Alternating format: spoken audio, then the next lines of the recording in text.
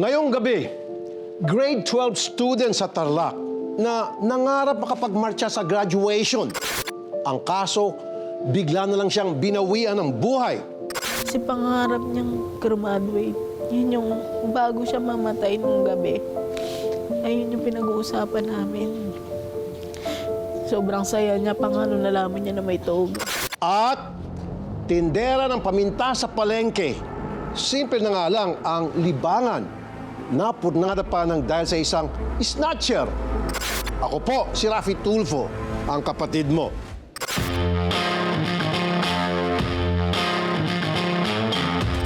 Tulad ng ibang gagraduate, bukang bibig ng 19 anyos na si Allen Riarzo ang makapagsuot ng toga at makapagmarcha sa stage. Subalit sa kasamang palad, hindi na natupad ang pangarap na yan. April 15, 2025, graduation day sa San Roque National High School sa Tarlac. Siyempre, masayang-masaya ang mga estudyanteng magtatapos. Proud naman ang kanilang mga magulang. Subalit, nang matawag ang isang pangalan, Allen Riarzo. natahimik ang paligid. Umakyat sa entablado ang mga magulang ni John Will Allen Riarzo. Maya-maya, may mga hikbi ng maririnig. Okay, let us pause for a moment of silence to pray for the soul of our departed student, John Will Riarzo. Bit-bit ni Nanay Fredeline sa stage ang standee ng kanyang anak na si Allen na naka-school uniform. Bago ito, naging bukang bibig daw ni Allen ang pagmarcha sa kanyang senior high school graduation. Pero ang hindi inaasahan ng lahat, hindi na niya ito aabutan. Kasi pangarap niyang umakit ng stage. Ganun. Kung ako lang, hindi ko kaya eh. Hindi ko kayang umakyat. Hindi ko talaga kaya. Dahil kaya ko lang siya pinagawa ng standee. Kasi pangarap niyang graduate. Nag-enroll sa Accountancy, Business and Management strand ang 19 years old na si Allen. Ito po yung sapatos niyang ginagamit sa school. Tapos ito yung gamit niya sa school din. Tapos hindi niya na magagamit.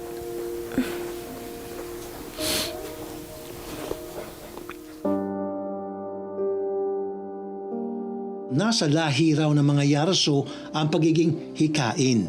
Si Allen, nagsimula raw itong indahin pagtungtong niya sa elementary. Nagkaroon siya ng asthma is grade 4, ganun, grade 4. Nagsasabi talaga siya na hindi niya kaya since naglalakad lang siya papuntang school. Nagluluksa pa ang pamilya, pero si Nanay Fredeline hindi na matahimik. May sinabi raw kasi ang kanyang anak nung gabi bago ito pumanaw. Bago siya mamatay nung gabi, ayun yung pinag-uusapan namin. Sobrang saya niya, pangano nalaman niya na may toga. Kung hindi lang dahil sa kagustuhan niya na makagraduate, hindi ko naman ipupush na pagawan siya ng standee eh. Ganun, kasi hindi ko kaya. Alam kong hindi ko kaya. Pero kinaya ko nung araw na yun kasi sabi ko para sa anak ko to. Hindi para sa akin. Hindi ko dapat unahin yung nararamdaman ko. Dapat isipin ko yung gusto niya. Dahil dito, nag-post na si Nanay Fredeline sa Facebook tungkol sa pagpanaw ng kanyang anak at ang pangarap nitong makapagmarcha sa kanyang graduation. Gwapong-gwapo si Allen sa standee. Posturang-postura rin siya sa kanyang school uniform. Kaya sa araw ng graduation, pagamat may kirot, buong pagmamalaki pa rin nakimarcha si Nanay Fredeline, bit-bit ang standee ng pinakamamahal niyang anak. Nalungkot ako kasi standee na lang. Masaya ako kasi kahit papano, mayroon kaming ihaharap sa stage kapag nag-graduate siya. Mapa-estudyante o guro na antig sa dedikasyon ng mga magulang ni Allen na matupad ang huli nitong kahilingan. masakit kasi sa akin. Parang, kasi ako yung naging magulang niya. Pag hindi siya nakakapasok sa school, yun, agad kami nagre-reach out sa parent nila. Masakit o no? Maging ang kanilang principal, ituturing daw ang pangyayari bilang paalaala sa mga kabataan na magsumikap at pangalagaan din ang kanilang mga sarili. So during that moment po, talagang napaiyak po kami. Kasi that serves as an inspiration. Allen, I could say na siya ay isang beacon of hope. Sa aming pagbabalik, balikan natin ang magagandang alaala ng pamilya ni Allen nung siya'y nabubuhay pa.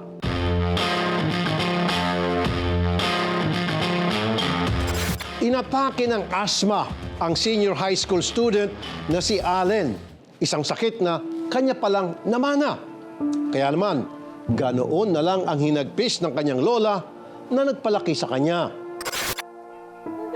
Sumaglit lang daw sa labas si Lola Felinda Dumagat noong February 28, 2025. Sa kanyang pag-uwi, hindi niya akalain na napakasamang balita ang bubungad sa kanya. Si Linlin, may mga message na siya, Mama, bakit tiyatawag mo ko, Ma, bakit? Tiyatawag siya, wala na si Alin. Yun, naglulupasayin ako sa well, hindi na ako nakabangon, mga 2 araw yata, hindi ako nakabangon noon. Batang-bata pa si Allen nang alagaan ng kanyang Lola Felinda sa Iloilo. May pinagdaraanan noon ang ina ni Allen, kaya napunta muna silang magkapatid sa poder ng kanilang lola. Grade 10 na si Allen nang kuning muli ng ina upang tumira kasama niya sa Tarlac. Ngunit nanatili umanong malapit ang loob ni Lola Felinda sa apo. Tinuturing ko yung parang sarili ko na rin anak yung mahigit pa sa apo. Parang kulang na lang ako ang lumuwal ba. Yung mahal na mahal din namin yung bata na yan. Pero marahil, pinakaapektado sa pagkawala ni Allen ang nakababata niyang kapatid na si John Agustin o mas kilala bilang si Toto. Sobrang close daw kasi na magkapatid. Mabuti naman po siyang kapatid, tsaka matulungin din po sa amin, mabait. Malambing din po siyang kuya. Nahalikan po ako niya, tas niyayakap. Pampalipas oras nila ang manood ng mga paborito nilang vlogger. Ngayon, kahit wala ng kanyang kuya, hindi tinigil ni Toto ang panonood sa mga vlogger. Pero lagi na niyang isinasama ang kanyang ina pati ng standee ng kanyang kuya.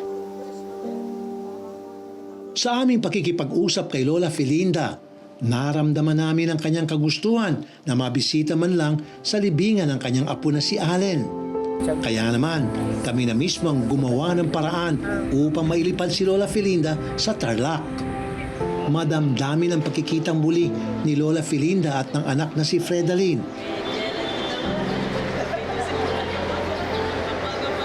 Lalo pang umapaw ang emosyon nang ipakita namin sa pamilya ang isa pang sorpresa. Isa pang standee ni Allen, pero meron ng supply.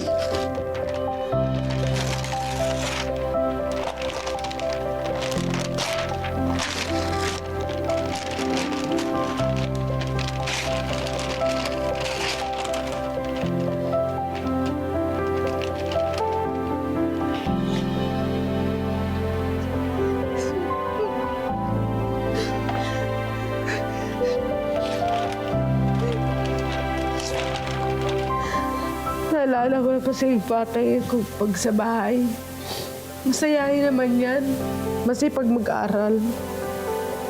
Maraming pangarap sa buhay.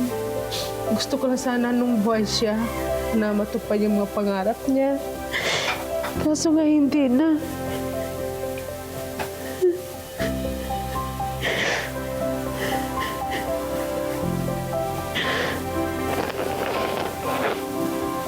Ano? Kung saan man siya ngayon, sana masaya na siya.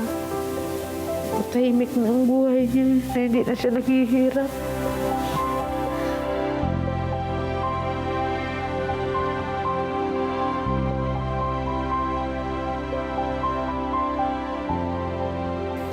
Actually, yun nga, nakita ko nga sa isang group yung picture ni Allen na kailangan daw ng standee.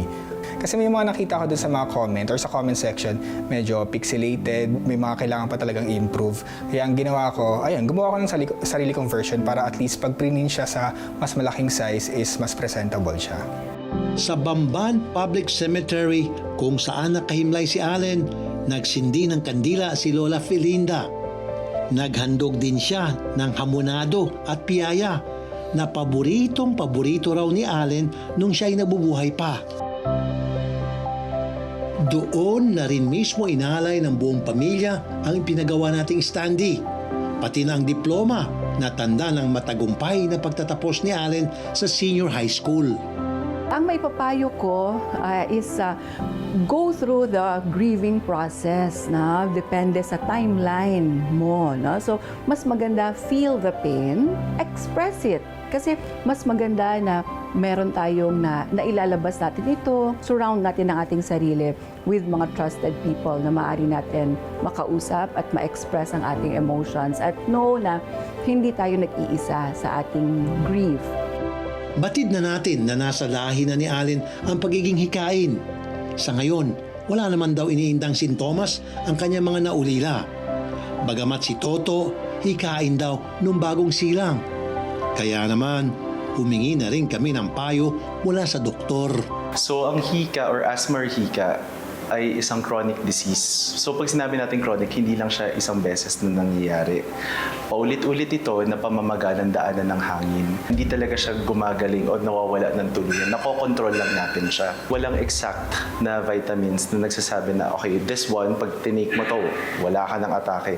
So kung may recommendation siguro, pwede siya mag-take lalo na pag known asthmatic na. Pero sa kahuli-huli ng lahat, kapag may gamot kang maintenance, yun yung pinaka-importante. Kasabay nito, ang handog nating vitamins para sa mga miyembro ng pamilya para mapalakas ang kanilang resistensya. Nagpapasalamat po ako kay Sir Rapi Tulfo. Kung hindi po dahil sa inyo, hindi po ako nakarating dito sa Maynila at nakadalaw sa apo kong namatay. Marami pong salamat sa tulong niyo sa amin, Sir Rapi Tulfo. Maraming salamat po sa lahat po ng tulong.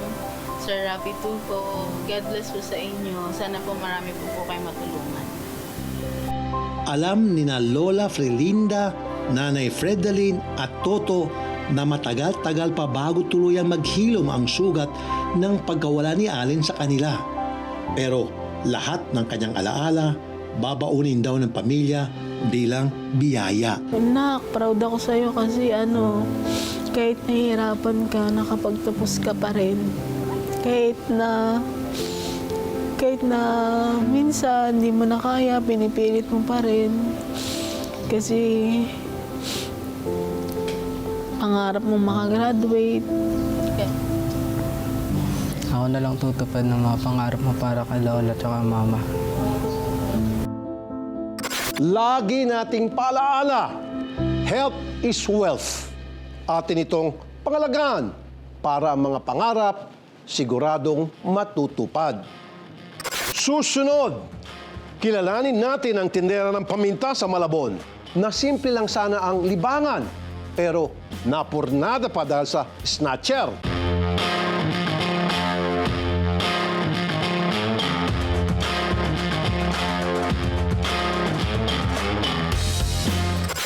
Libangan ng 74 years old na tindera ng paminta na si Lola Olivia Bien ang panunood ng ating videos sa Rafi Tulfo in Action.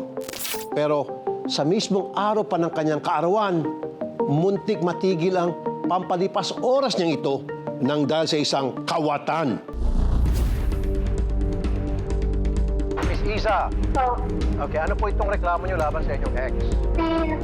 Kapag narinig mo ito habang namamalengke sa Malabon City Public Market, walang duda nanggaling ito kay Lola Olivia. Gawin yon? Sinaktan niya po ako. Anong klaseng pananakit po, ma'am? Pinapayos niya po ako. Mula alas 4 ng umaga hanggang alas 6 ng gabi, ang duty ni Lola Olivia sa palengke araw-araw. Paminta, kamatis at kalamansi ang kanyang paninda nung amin siyang puntahan. Kapag konti na ang bumibili, magsiesta muna si Lola. At siyempre, bubuksan ng cellphone para manood ng paborito niyang YouTube channel, ang Rafi Tulfo in Action. Nanonood ako ng cellphone, kuminsan pagka medyo inaantok-antok na ako, medyo magpapatugtog naman ako ng kanta. Ang cellphone na ito, ipinangutang lamang ng anak niyang si Dindo para makapag-enjoy naman ang kanyang ina sa trabaho. Unang-una, para ma-monitor ko siya. Tatawag-tawagan ko, Nay, kumusta ka na dyan? Kumain ka na? Nasaan ka? Anong ginagawa mo? Tapos para malibang din siya kasi nanonood yan ng mga sa YouTube. Lalong-lalo na yung kay Idol, yung kay Rafi Tulfo. Pero noong April 17, bisperas ng kaarawan ni Lola Olivia, nanood pa rin siya ng videos ng RTIA nang biglang lumapit ang isang lalaki. Inakala ni Lola Olivia na bibili ito o napadaan lang.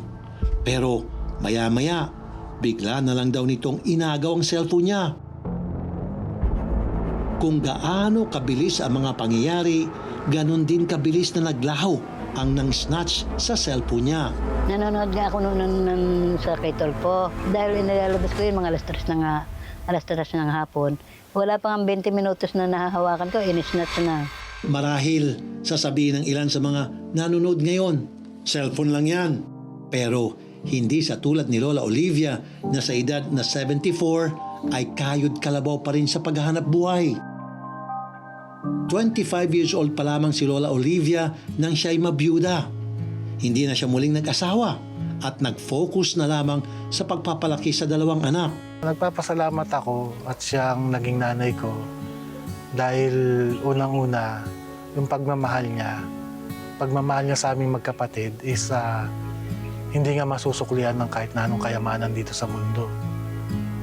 Saka yung iba yung pagmamahal niya sa amin. Buong buhay niya, hindi na siya nag-asawa. Tinuon niya na lang yung buhay niya para sa aming magkapatid. Di nagtagal, nagkaroon din ng sariling mga trabaho mga ito. Ang bunsong si Dindo nagkaroon na rin ng sariling pamilya. Pero ni minsan, hindi raw nang hingi ng sustento sa kanyang mga anak si Lola Olivia. Si nanay, sanay ang mag-isa. Sa si nanay, nung kinukuha ko siya, lalo siyang nagkakaroon ng sakit. Gusto niya yung kumikilos siya, gusto niya gumagalaw siya. Saka dun sa bahay na yon, sa inuupahan nila, is gusto niya laging parang nandun yung alaala ng kuya ko.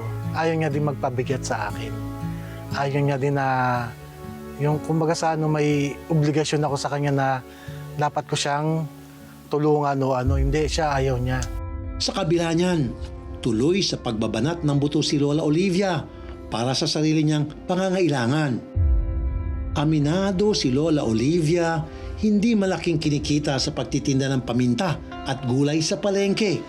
Pero sapat daw ito para sa kanya na nabubuhay ng solo. Kaya si Bunso lang ang medyo nakatapos naman ng high school. Ayan, nung makatapos siya ng high school, kumuha naman siya ng automotive. Yan, ang kanya, unti-unti na siya nagtrabaho, pumasok siya sa pabrika ng plastic, Sentinel. Ayan, siya nang bumuhay sa akin, siya na tinutulong-tulungan niya ako sa gastos. Sa kabila ng mga pait na dinanas niya sa buhay, hindi nawawala ang pagkakasayahin ni Lola Olivia. Pakape-kape nga lang siya nung amin siyang makita at masayang nakipagkwentuhan sa mga nakapaligid sa kanya. Pinagkakakitaan ko yung pagtitinda-tinda ko ng kaunting paminta, kalamansi, siling labuyo, patatas. Yan ang aking pinagkakakitaan ng kaunting hanap buhay para maipangkain namin ng mga pusa. Pero malaking bagay daw talaga ang nahablot na cellphone sa kanya. May mga gabing hirap siyang makatulog at kapag siesta, halos lumuha na lamang siya dahil hindi na niya ma-enjoy ang YouTube channel na palagi niyang tinutunghayan. Kinabukasan, matapos ang insidente ng pagnanakaw, birthday ni Lola Olivia. Pero sa halip na magdiwang, tila ba nagluluksa pa siya. Naawa nga ako nung nawalan siya ng cellphone. Inisip ko na lang na hayaan mo na lang. Bagay lang naman yun eh. Bagay lang yun na pwedeng palitan. Kaysa yung buhay ang mawala, hindi na kayang palitan yun. Hindi deserve ng isang lola na nagsusumikap sa buhay ng walang inaagrabyado ang matanggalan ng anumang bagay na nagpapasaya sa kanya. Ang ating aksyon,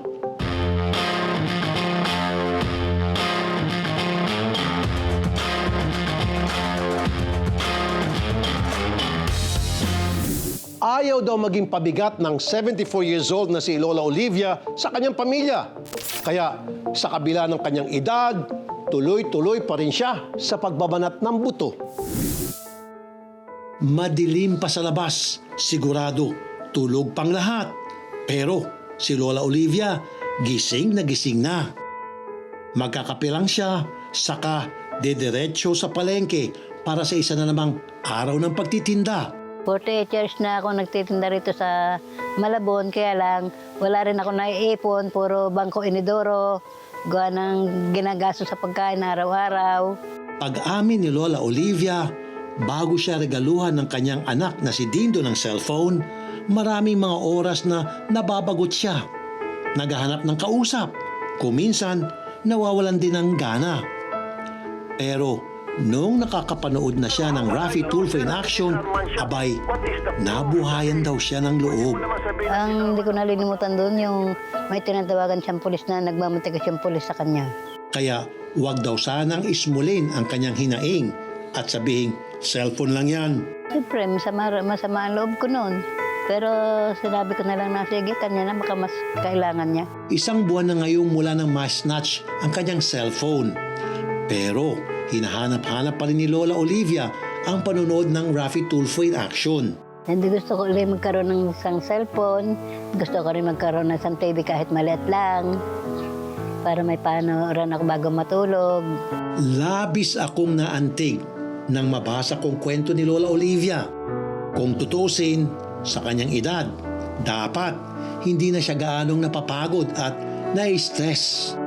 Ang simpleng mga kahilingan niya, gaya ng panunod ng paborito niyang mga video, dapat napagbibigyan.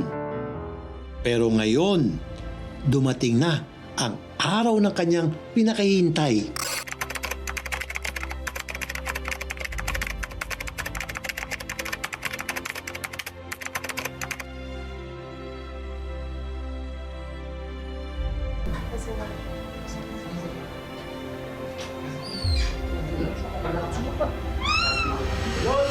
Ay, therapist, idol! I love you, Lola. Lagi kitang pinapanood. Oo nga po, Lola. Upo kayo, Lola. Ang nakatuloy cellphone na sila Espiritu Santo. Oo nga po. Pinapanood kita, wala pang 20 minutos. Inagaw na nga ang cellphone. Kinabukasan, birthday ko. Lola. Ay, salamat. Salamat po sa pagpunta. Salamat. Lola, naiyak ako sa tuwa nung marinig ko yung kwento ninyo. Kasi favorite nyo raw ako at ang kalibangan nyo is panoorin lamang ako. Nakakatuwa naman, Lola.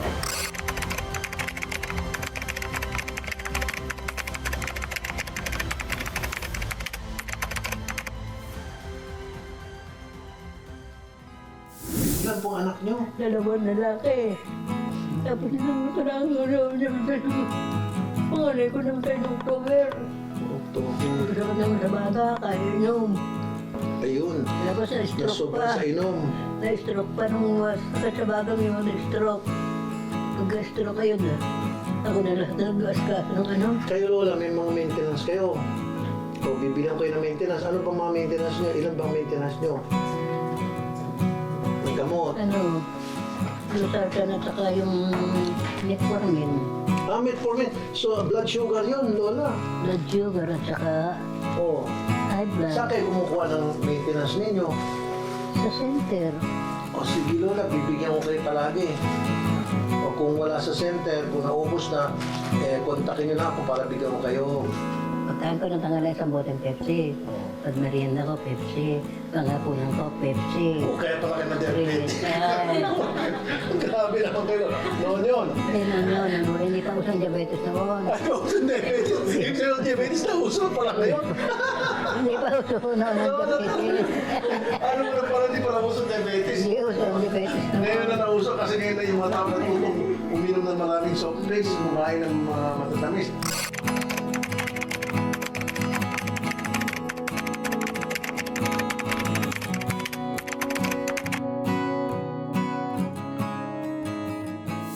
Sobrang saya ko po, Lola. Nalaman ko po yung istorya ninyo, kaya nga po pinapunta ko kayo rito para ma-meet kayo in person. Meron po akong regalo sa inyo. Saan yung regalo natin kay Lola? Una sa lahat, itong cellphone, na-snatch sa inyo. Ito po, binabalik ko. Maraming salamat po. Ito. Yan mula nga noon, nila ko nakapanood. Oo.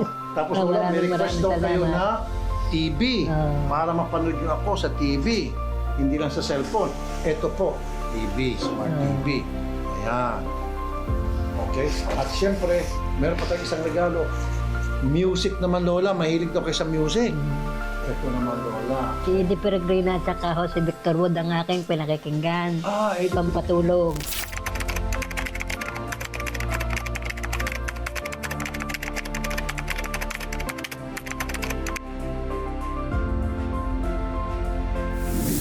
Maraming salamat po. Meron pa ay konting ayuda po sa inyo, Lola, para pampuhunan nyo. Sa yung wallet ko. Bigyan ko si Lola. Magkano kayo puhunan niya kay Lola? Bigyan natin si Lola ng 1, 2, 3, 4, 5, 6, 7, 8, 9, 10, 11, 12, 13, 14, 15, 16, 17, 18, 19, 20. Ay naku, maraming salamat po. Maraming salamat po. Naku, wala ka naman po, Lola. Regalo ko po sa inyo, Lola. May problema ako. Anong Kasi problema po, Lola? Yung anak ko kasi, yung sa SS ng anak ko, Opo. ay wala kaming OR. Ako nang bahala, Lola. Solve. Yan. Sige po. Sige, kakausapin po kay Lola ng mga staff ko. Ayusin natin yung problema niya, okay? Sa SSS, akong bahala.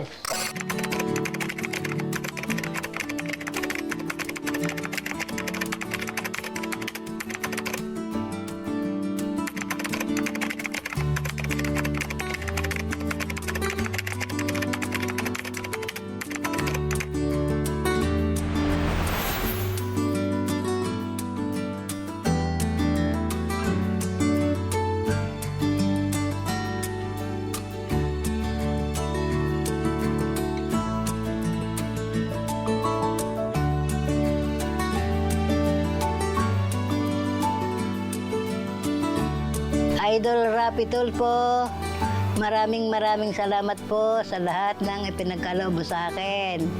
Salamat po sa TV, sa money, sa radyo, sa cellphone, at saka sa maintenance ng gamot, at saka sa SS assistance. Maraming salamat po. Taos puso po akong nagpapasalamat. Ika nga sa kasabihan, be a blessing, not a burden. Sana kasabay niyan, sikapin din natin na maging biyaya sa mga taong hindi nagiging pabigat sa atin. Hanggang sa susunod na linggo, ako po si Rafi Tulfo, ang kapatid mo.